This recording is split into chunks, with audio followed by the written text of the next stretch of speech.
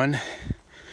My name is Patrick Lucas, and I am the founder and director of the Indigenous Youth Mountain Bike Program.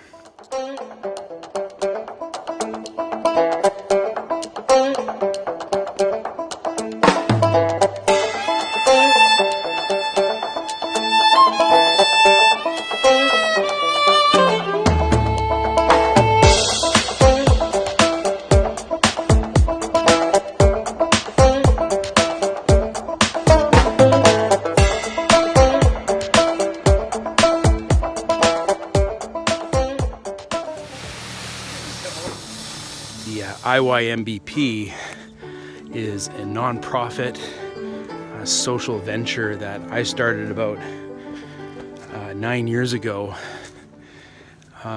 with the intent of working with Indigenous peoples and First Nation communities around BC and beyond to help their kids and their community members and their elders get out on the land, reconnect with nature and live healthy, active lives. And it all started when I was working with this small First Nation community called the Boothroyd Indian Band in the Fraser Canyon in the interior of BC. Boothroyd are interior Salish people. They're part of the Nlaka'pamux First Nation, which is an indigenous nation that has been living in the interior of BC in the Fraser Canyon and the surrounding regions for more than 10,000 years, since time out of mind. I was working with the community for a few years as a community planning consultant, and I quickly realized that working with Boothroyd and with other First Nations that just being out of university, I really had nothing to tell them about how they should be living their lives or what they should be doing, and I was supposed to be the expert, and I was supposed to be helping them develop a vision for where they wanted to go in the future, and they were lovely about it. They tolerated me and kind of put up with this young guy who didn't really know what he was doing, but was, I guess, pretty earnest and willing to try. And this had been going on for a few years. I'd be traveling around the province. I was the white guy, just flown into one community, sometimes just for a few hours at a time before I had to head back out again, on to the next community, on to the next meeting.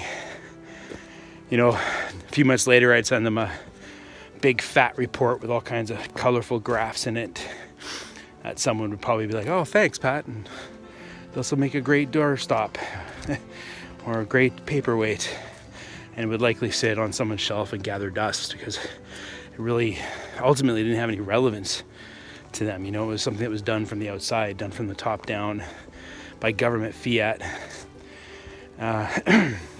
So there I was in a meeting with the Boothroyd Indian Band, the leadership, the chief and council and elders, listening to them talk about their youth and how worried they were about them getting into drugs and alcohol and living sedentary lives, playing video games a lot, and wanting to do something for them. And I was sitting there with this kind of knot growing in my stomach, this feeling that I had nothing of value to offer them. I had no solutions or ideas despite my years of education, my overinflated billing rates. And it was then, right in the middle of that meeting, when an elder leaned over to me and he said, "What do you know about mountain biking?" He asked me because I always showed up with a bike on the back of my car, because that's what I would do. I'd go for a ride before and after meetings. I've been riding since I was young, since I was like 13. And I said, "Well, I don't know, just enough to keep me from killing myself, I guess." And the elder said, "Well, our kids are doing it. They're riding all over the park. We can't leave a pile of dirt without these kids building some silly looking jump out of it. At one point they were digging soil away from the fire hydrants because it was the one place where they could get good soil to build their jumps and their ramps." He said, "We don't want them to stop. It'd be nice if they stop taking boards out of my fence to build their tricks and features, but we want them to stay outdoors. We want them to stay active. Can you help us? And of course, I said yes. Now, I didn't know anything about building bike parks or anything like that. So I reached out to a bunch of different people in the community, managed to connect with this one lovely gentleman by the name of Doug Detwiller, a retired teacher from the Sunshine Coast who was responsible for creating the Spraw Kids program, which has been used to teach thousands of kids all over the world to ride. It's been adopted in something like 22, 23 countries by now. And he agreed to come and help us out. We returned to the community and we built a little bike park, and it just completely changed my relationship with that community. People started opening up to me in ways that never had before. It was amazing. And the kids worked so hard.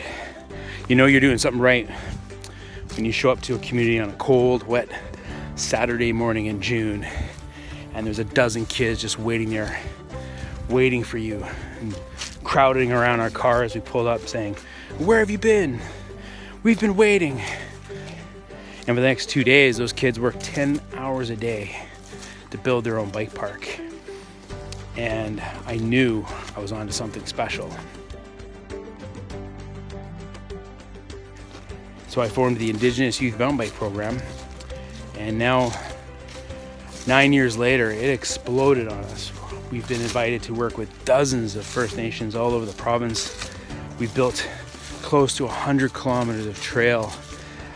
But most importantly, it's been a journey for me and for the people I work with, really understanding what it means to be a non-Indigenous person, a settler Canadian living on Indigenous lands, and how we can become accomplices and allies and relations to Indigenous people and find a way to be here without perpetuating or at least attempting to disrupt the colonial system that's been built up around us. And that's what I'd like to share with you. In the coming weeks and into next year, my good friend Thomas Schoen and I are going to be doing a series of videos to share with you our experiences, our stories, and the communities that we work with. Stick with us.